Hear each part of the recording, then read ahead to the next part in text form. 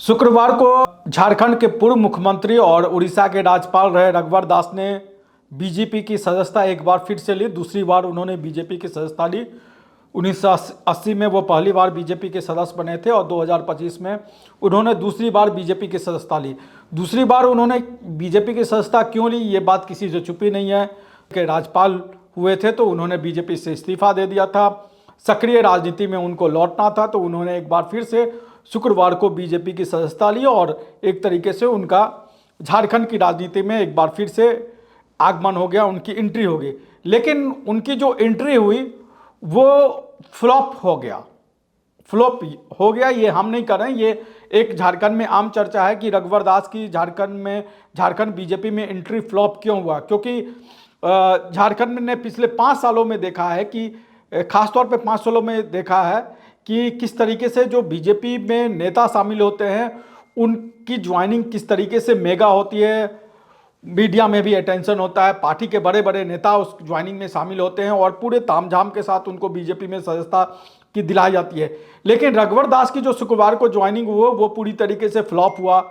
रघुवर दास BJP ने उड़ीसा के राज्यपाल पद से इस्तीफा दिया और रघुवर दास की जगह उड़ीसा में नए राज्यपाल आए। रघुवर दास लौट के झारखंड की राजनीति में आए तो ये संभावनाएं थी कि जब रघुवर दास की बीजेपी में ज्वाइनिंग होगी, हालांकि ये बातें भी कही जा रही थी कि हो सकता है कि खरमास के बाद वो बीजेपी की सदस्यता, लेकिन खरमास के दौरान ही उन्होंने बीजेपी की सदस्यता जो है वो 10 जनवरी को ले ली। लेकिन उसमें वो उस तरीके का मीडिया अट्रैक्शन भी नहीं रहा है, उस तरीके के लोगों में चर्चा भी नहीं हुई। बीजेपी के बड़े नेताओं ने भी इस कार्यक्रम से दूरी बना ली। तो इसके अंदर खाने जाने की हमने भी कोशिश की कि आखिर ऐसा क्यों हुआ कि बीजेपी के इतने बड़े नेता जो 2019 का चुनाव, हालांकि वो हार गए, लेकिन 2014 से लेकर 2019 तक जो झारखंड के मुख्यमंत्री रहे हो और झारखंड के लगातार सबसे लंबे समय तक मुख्यमंत्री रहने का जिन्होंने रिकॉर्ड बनाया और पहले वो ऐसे मुख्यमंत्री थे जिन्होंने अपना कार्यकाल पूरा किया, वो मुख्यमंत्री झारखंड की राजनीति में वापस आते हैं तो उनकी ज्वाइनिंग का जो समारोह होता है वो इतना फीका क्यों रहा।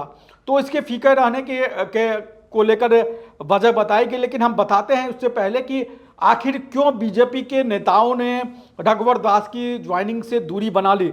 और बड़े आश्चर्य की बात है कि चंपई सोरेन जो झारखंड के पूर्व मुख्यमंत्री रहे हुए हैं वो भी रांची में मौजूद थे, लेकिन रांची में रहने के बावजूद भी वो नहीं आए। पूर्व मुख्यमंत्री अर्जुन मुंडा भी नहीं आए रघुवर दास की ज्वाइनिंग में। तो आखिर ऐसा क्या हुआ कि रघुवर दास की ज्वाइनिंग से बीजेपी के बड़े नेताओं ने दूरी बना ली। जो रघुवर कैंप के नेता माने जाते हैं अमूमन वही मंच पर दिखे और उस समारोह के दौरान मौजूद रहे, चाहे वो नीरा यादव हो, चाहे वो आलोक चरेसिया हो, हजारीबाग के सांसद जो है मनीष जायसवाल हो, या कालीचरण सिंह हो जो चतरा से सांसद हैं, संजय सेठ हो जो केंद्रीय रक्षा राज्य मंत्री हैं, जो रघुवर दास के एक तरीके से रघुवर कैंप के आदमी माने जाते हैं, रघुवर कैंप के नेता माने जाते हैं, वही रहे। लेकिन रघुवर दास की के ज्वाइनिंग में बीजेपी के नेताओं की गैर मौजूदगी या बड़े नेताओं की गैर मौजूदगी बड़े चर्चा की विषय रहे। हालांकि बाबूलाल मरांडी इस कार्यक्रम के दौरान मौजूद रहे। बाबूलाल मरांडी ने ही उनको बीजेपी की सदस्यता दिलाई, लेकिन सदस्यता दिलाने के बावजूद बहुत संक्षिप्त भाषण बाबूलाल मरांडी ने दिया और उन्होंने बहुत हल्के अंदाज से हम कह सकते हैं कि रघुवर दास का स्वागत किया। और स्वागत समारोह के बाद बाबूलाल मरांडी जो बीजेपी के रांची की पार्टी ऑफिस है वहां से वो चले गए। उसके बाद जो रघुवर दास ने प्रेस कॉन्फ्रेंस की उसमें बाबूलाल मरांडी मौजूद नहीं थे। संजय सेठ जो उनके करीबी माने जाते हैं वो उस कार्यक्रम के दौरान थे। तो आखिरकार रघुवर दास की इस ऐसी स्थिति बीजेपी में क्यों हो गई कि बीजेपी के इतने बड़े नेता इस तरीके से किनारे कर दिए गए।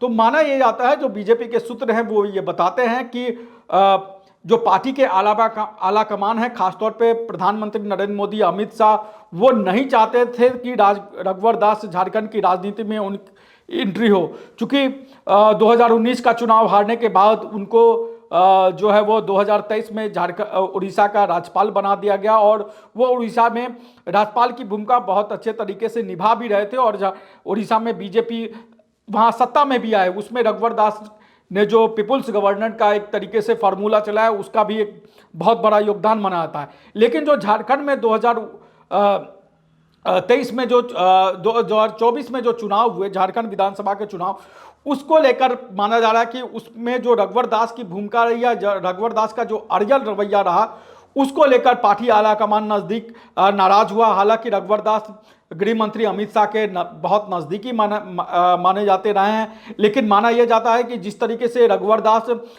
झारखंड विधानसभा का चुनाव 2024 लड़ने की एक तरीके से जिद में थे, वो चाहते थे कि वो झारखंड विधानसभा का चुनाव लड़ेंगे, वो भी जमशेदपुर पूर्वी से लड़े। उन्होंने एक ये कहा जाता है कि कथित तौर पे उन्होंने उसको लेकर इस्तीफा भी दे दिया था कि वो गवर्नर पद से इस्तीफा देंगे और जमशेदपुर पूर्वी से चुनाव लड़ेंगे। इस बात को चर्चा, उस बात को लेकर कयास भी लगाए गए थे, कई खबरें भी चली थी विधानसभा चुनाव के दौरान। लेकिन पार्टी आलाकमान ने ये कोशिश की कि कहीं ना कहीं पार्टी के अंदर कलह या गुटबाजी की खबरें सार्वजनिक ये ना हो, विधानसभा चुनाव के दौरान कोई ऐसी निगेटिव खबरें, नकारात्मक खबरें नहीं चले जिससे पार्टी की छवि धूमिल हो या पार्टी के अंदर गुटबाजी की बातें आए। तो रघुवर दास के उस इस्तीफे को एक तरीके से ढक दिया गया और उनकी बहू को, पूर्णिमा दास को, जमशेदपुर पूर्वी से टिकट दिया गया। पूर्णिमा दास वहां से चुनाव जीत भी गए। लेकिन माना यह जाता है जब राज्यपाल बदलने की बारी आई, जब कई राज्यों में राज्यपाल को बदलना था, तो रघुवर दास के उस पुराने इस्तीफे को, ये कथित तौर पर कहा जा रहा है, हमारे पास इसकी कोई प्रामाणिकता नहीं है, लेकिन जो पार्टी के सूत्र बताते हैं वो बताते हैं कि रघुवर दास के उस पुराने इस्तीफे को ही पार्टी के आलाकमान ने स्वीकार कर लिया और रघुवर दास उड़ीसा के राज्यपाल की जगह झारखंड की राजनीति में उनकी एक तरीके से वापसी का रास्ता खुल गया। क्योंकि आने वाले समय में झारखंड में अगले 4-5 साल की कोई तरह का चुनाव नहीं है, कोई राजनीतिक गतिविधियां नहीं है। तो ऐसे में रघुवर दास झारखंड की राजनीति में वापस अगर लौट रहे हैं तो वो लौट के क्या करिश्मा कर पाएंगे, ये भी अभी कहा नहीं जा सकता है। क्योंकि अभी पार्टी के अंदर 2 पद एक तरीके से खाली है। एक तो नेता प्रतिपक्ष का पद है विधानसभा में, उसको लेकर कहा जाता है, लेकिन रघुवर दास उसके लिए योग्य नहीं है क्योंकि वो विधानसभा के सदस्य नहीं। एक पार्टी के प्रदेश अध्यक्ष का पद है जो कि बाबूलाल मरांडी हालांकि अभी हैं, लेकिन नया राष्ट्रीय अध्यक्ष चुने जाने के बाद नया प्रदेश अध्यक्ष भी चुना जाएगा। लेकिन रघुवर दास उस पूरे में प्रदेश अध्यक्ष के लिए उनकी दावेदारी, जब इस्तीफा उन्होंने हालांकि दिया था तो ये कहा जा रहा था कि वो प्रदेश अध्यक्ष बनेंगे या राष्ट्रीय अध्यक्ष भी बन सकते हैं क्योंकि जेपी नड्डा का भी कार्यकाल खत्म हो रहा है। लेकिन जो अंदर खाने से खबर छन के है वो ये बताता है कि रघुवर दास की स्थिति अब पहले जैसी नहीं है। रघुवर दास एक तरीके से किनारे कर दिए गए हैं बीजेपी के अंदर, और हमें ये देखना होगा और हम अपने दर्शकों को ये बताना भी चाहेंगे कि बीजेपी के अंदर जब इस तरह के बड़े नेताओं की ज्वाइनिंग हुई है तो वो किस तरीके से भव्य हुई है।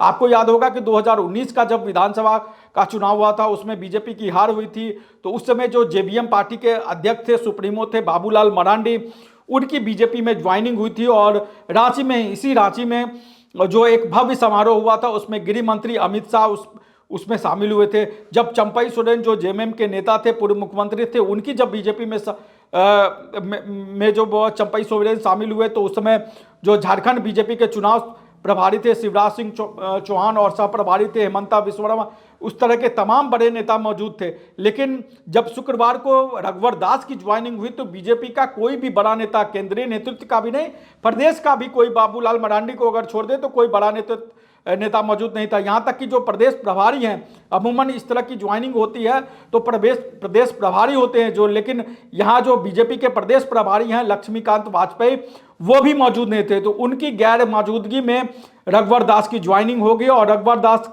के बारे में कहा जा रहा था कि उनकी जिद की वजह से उनकी ज्वाइनिंग हुई, लेकिन उसका वो रंग देखने को नहीं मिला जो अमूमन झारखंड में बीजेपी के नेताओं के ज्वाइनिंग में देखने को मिला है।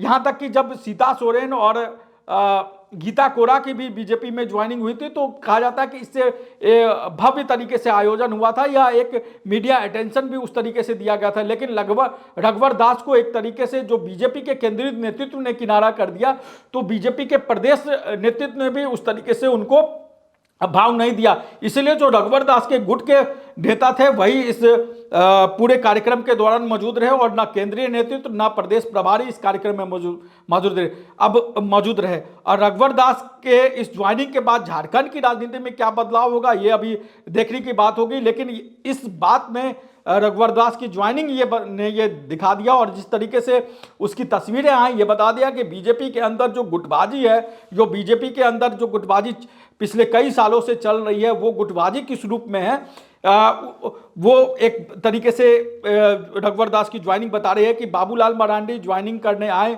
चूंकि प्रदेश अध्यक्ष है तो एक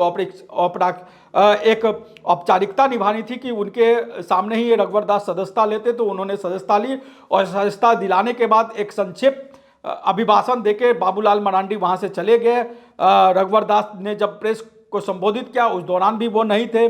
अर्जुन मुंडा जो पूर्व मुख्यमंत्री थे वो भी नहीं थे। चंपई सोरेन जो पूर्व मुख्यमंत्री थे वो भी नहीं थे। तो किस तरीके से बीजेपी के नेताओं ने केंद्रीय नेताओं ने तो किराने किया ही, बीजेपी के जो कह सकते हैं कि जो बड़े चेहरे हैं उन्होंने भी इस तरीके से किनारे कर दिया। तो 2029 में जब झारखंड विधानसभा का चुनाव होगा उस समय झारखंड की राजनीति कहाँ जाएगी, बीजेपी के ये जो बड़े चेहरे हैं इनके बीच जो आपसी खींचतान है वो बीजेपी को कहाँ ले जाएगी, देखने की बात होगी। लेकिन रघुवर दास के इस ज्वाइनिंग ने बता दिया कि बीजेपी के आला कमान, जो बीजेपी का अलावा कमान है, वो रघुवर दास के इस रवैये को लेकर क्या देख रहा है, क्या सोच रहा है, इसने इस बात को जगजाहिर कर दिया। दूसरी तरफ बीजेपी के अंदर जो गुटबाजी है उसने भी वो भी एक तरीके से स्पष्ट हो गई कि बीजेपी के दो बड़े नेता, दो पूर्व मुख्यमंत्री जो है वो रघुवर दास के ज्वाइनिंग के दौरान नहीं थे, जो अमूमन इस तरह के ज्वाइनिंग के दौरान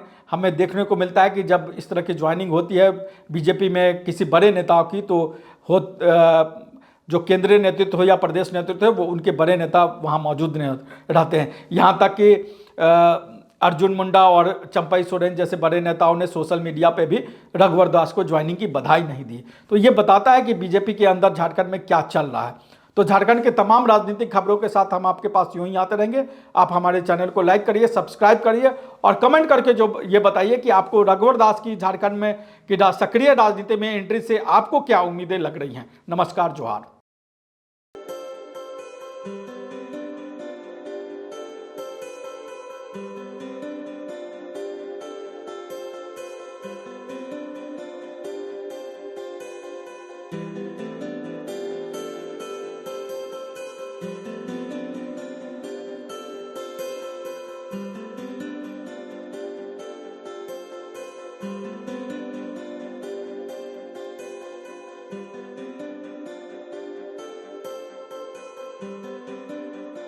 Thank you.